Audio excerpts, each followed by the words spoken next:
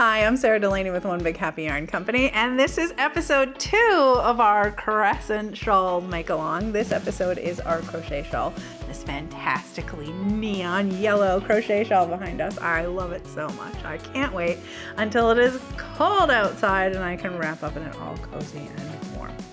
Let's talk about the supplies that you're going to need for this shawl. You are going to need an enormous hook. This is an N15 10 millimeter hook. This is like one of the largest hooks that I normally work with. And this particular hook is from Knitter's Pride. This is a laminated birch hook. So it's nice and lightweight, but it's wooden, so it warms up in your hands.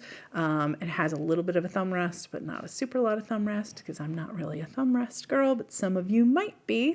I really like this hook. The weight of it, the structure of it, it's got a nice deep throat, which we're going to need because it's a super bulky yarn, and it's got a nice pointy tip.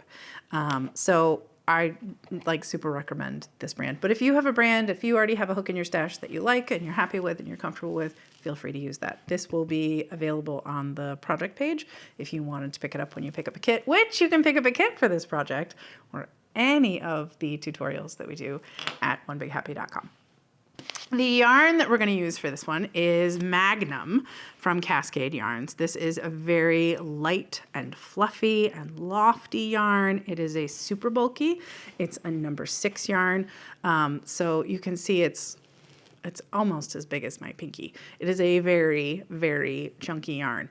But it is not heavy and it is not dense. It is, I said earlier, it's lofty. That means there's a lot of air trapped between the fibers. So it's not heavy.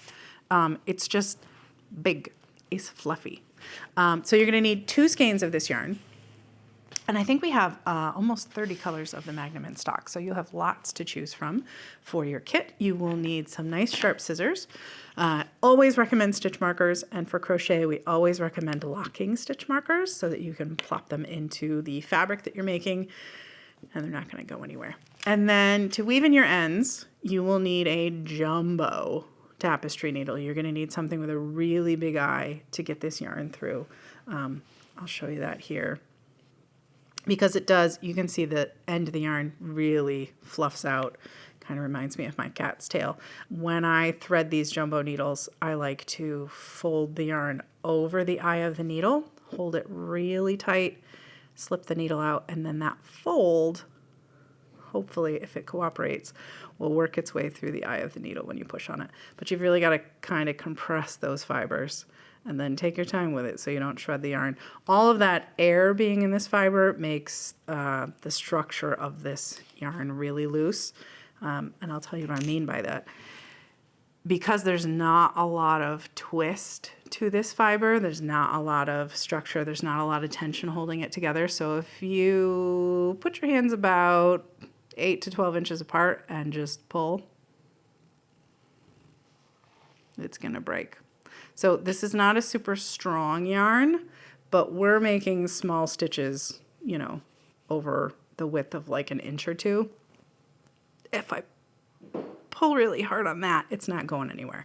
It's just if you're about a foot or so apart end to end and you pull, it will shred. So don't be surprised by that.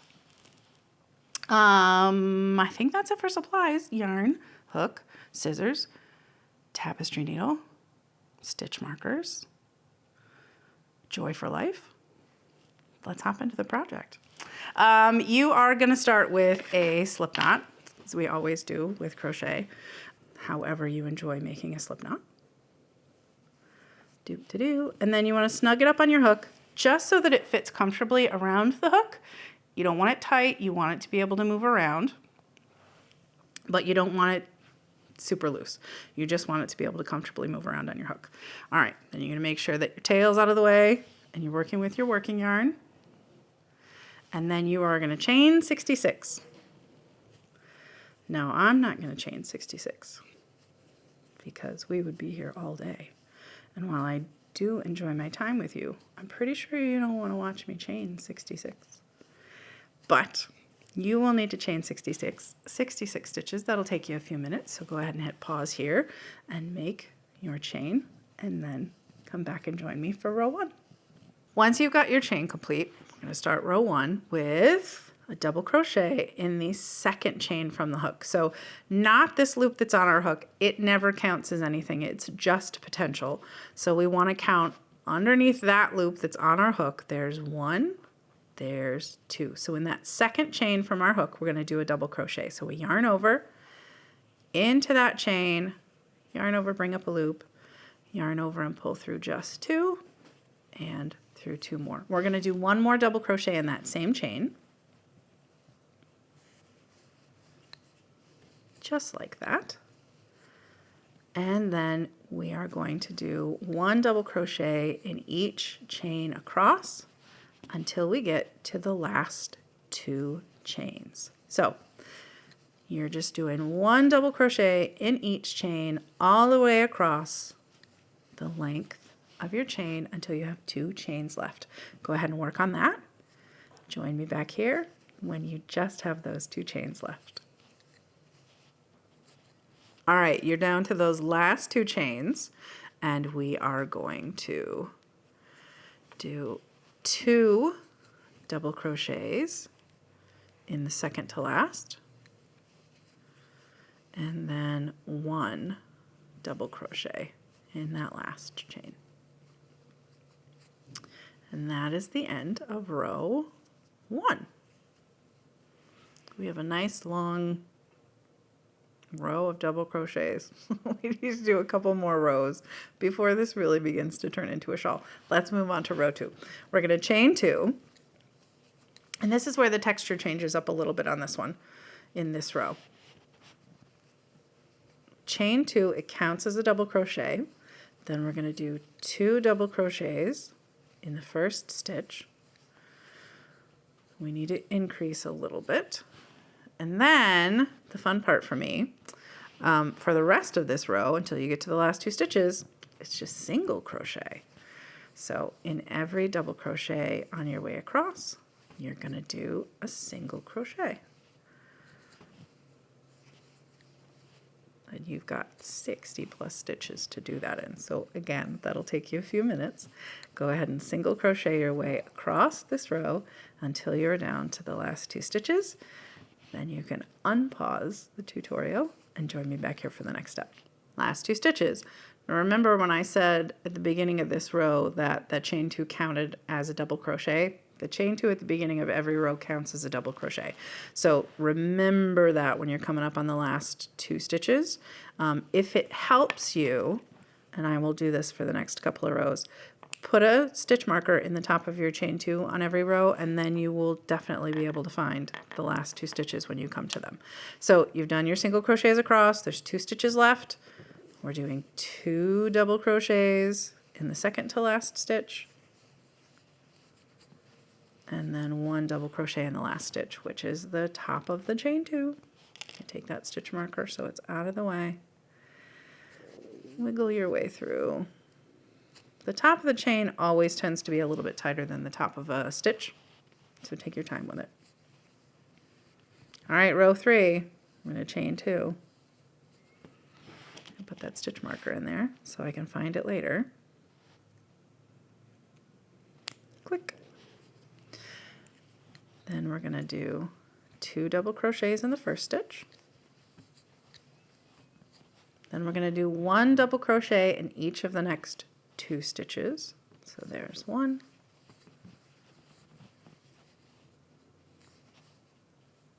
Split my yarn, 2.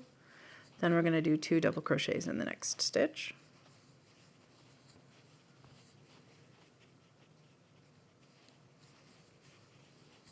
And then you're going to do 1 double crochet in each stitch until you get to the last 5 stitches. So work your way across this row until there are 5 stitches left. And then meet me back here and I'll show you how to finish up row 3. All right, we've got 5 stitches left. We're going to do 2 double crochets in the next stitch. And then 1 double crochet in each of the next 2 stitches. There's 1.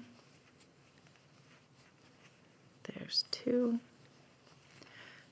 2 double crochets in the second to last stitch. There's 1.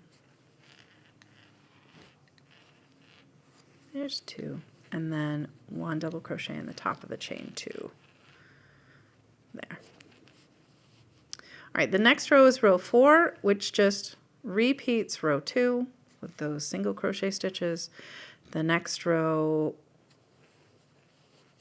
almost repeats this pattern with 2 double crochets, 1 double crochet in each of the next 2 stitches, 2 double crochets, and then there's an additional increase, but that's all detailed out in your pattern. So you're going to continue with this pattern of 2 rows until you have completed 8 rows of stitches. And then we are going to move on to the sawtooth edging. We're going to do the setup for that. So you can see on the shawl behind me how it gets nice and wide. It gets a little bit longer. So go ahead and work those 8 rows and then join me back here for the setup for our lace edging. All right, are you ready to move into the edging? Because I am. You've got your 8 rows all finished up, and then we're going to do the setup row for the edging, and it is simple as pie. We're going to chain 1, turn the work. We're going to do a single crochet in the first stitch. We're going to chain 4. We're going to skip 2 stitches, and in the third stitch, do a single crochet. And then we're going to repeat this next part across the width of the shawl. Chain 4.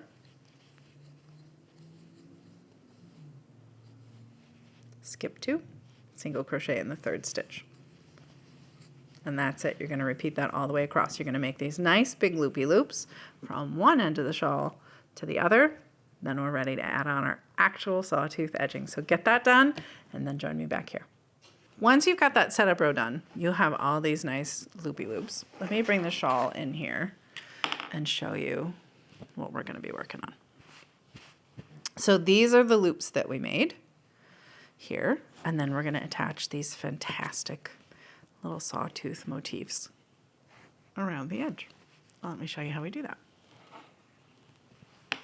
So each motif is worked on its own, separate from the next motif. So we are not going to work a row across and back, and we're going to work just short little bits to create each sawtooth. So from where we finished here, we're going to chain 2, turn, and we're going to do 3 double crochets into that chain 4 space that we made.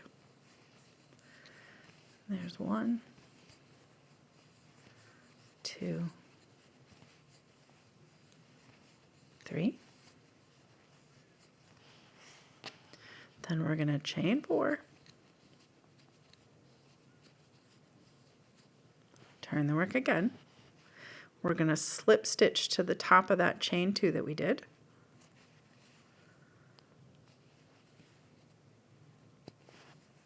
Then we're going to chain 2. Then we're going to do 3 double crochets in this chain 4 space that we made. 1, 2, 3. Okay, but now what do we do? Because now we're all the way up here, and we need to do all this again over here. What we're going to do is single crochet our way down this side. So to do that, we're going to chain 1, and then see the top of this stitch here, the top of the last double crochet that we made.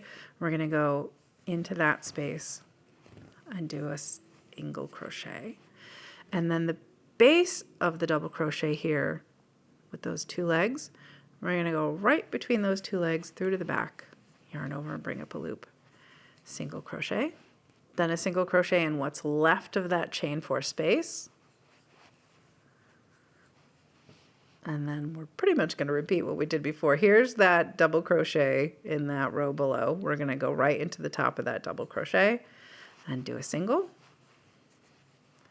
Then the base of that double, there's those 2 legs. We go right between through to the back, single crochet. And then here, instead of going into this chain 4 space, we're going to go over to the single crochet that happened when we did our setup row. And we'll do a single crochet there. Now we're ready to do all of this wonderful work on the sawtooth in the next chain 4 space. So right from where we did that single, we're going to chain 2. We're going to do 3 double crochets into this chain 4 space. That's 1, 2, 3, chain 4, 1, 2, 3, 4, turn the work, slip stitch to the top of that chain 2. Sometimes it doesn't want to come through. Chain 2, turn, 3 double crochets into that chain 4 space, 2, 3, and then we're going to single crochet our way down the side. We start with a chain 1, single in the top of that double, single in the base of that double, single in the chain 4 space, single in the top of the double, single in the base of the double, single in the row below, chain 2, start again. And that's what gives us those great sawtooths, which you can see here. So nice. All right, so you're going to make those sawtooths all the way across in every one of those chain 4 loops that you made, and then you will have ends to weave in. Talk about that real quick. Somewhere in the middle of your shawl, you will run out of the first skein of yarn, and you will need to move on to the second, so you will have ends to move in. While you are working this project, I didn't mention this at the beginning, but these are really, really big skeins, and they don't wind well on a small ball winder. If you have a jumbo ball winder, you might be able to get this whole skein on there in one cake, but probably not. So I don't actually recommend planning to wind this into a yarn cake.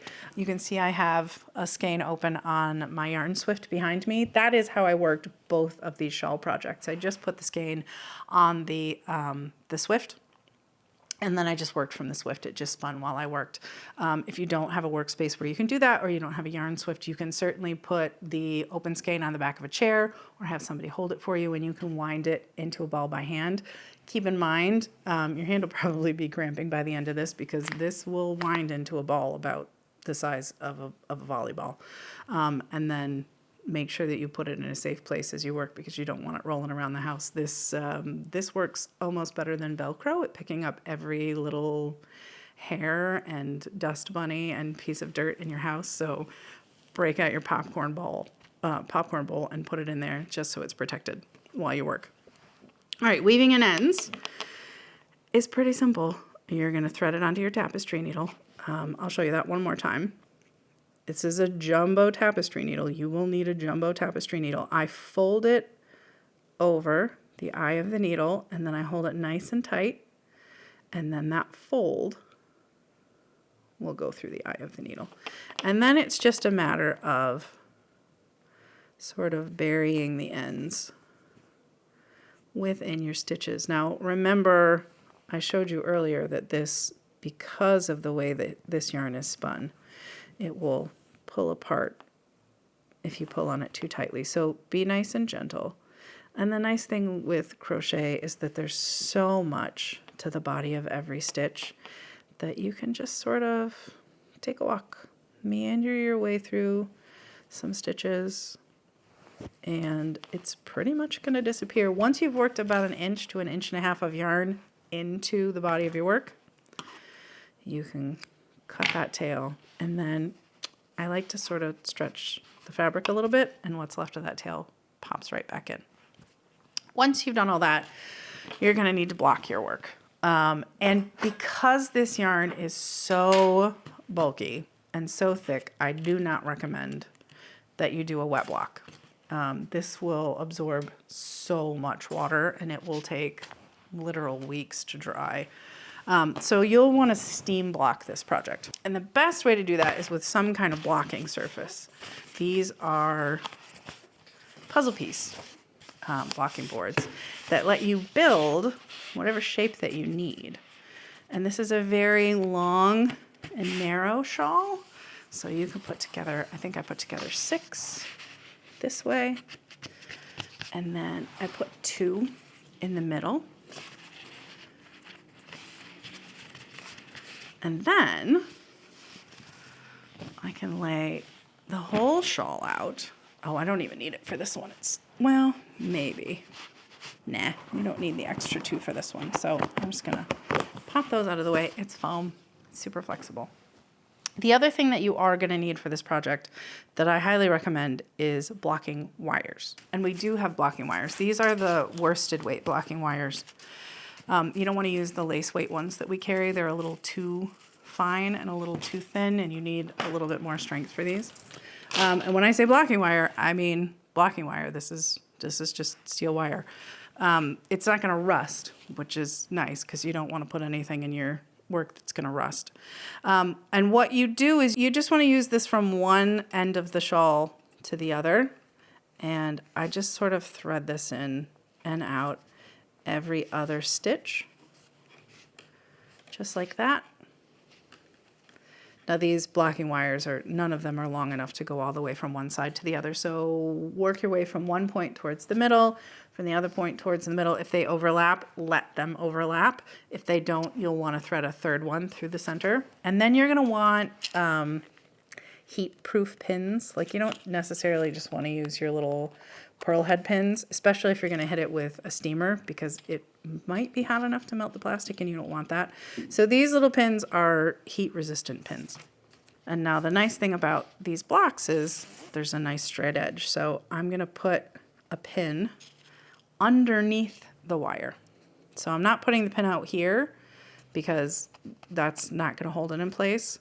I'm putting the pin underneath the wire because we're going to pin the other side. That way when it pulls, it's pulling on the wire and not on the fabric. If you were just pinning out this shawl without the blocking wire, you'd probably need to put a pin every stitch to keep it from swagging, to keep it from having points up here. And then this is the beautiful thing about the blocking wires. For these sawtooth edges, you're going to go through the high point on each one. Again, I'm just showing you here in the middle, but you're going to want to start at one end and work to the other end as far as you can go. Start at the other end, work towards the middle as far as you can go, and then use a third one across the middle if you need to. And then sort of even them all out. And then by pulling on that wire, you're pulling on all of those points. And then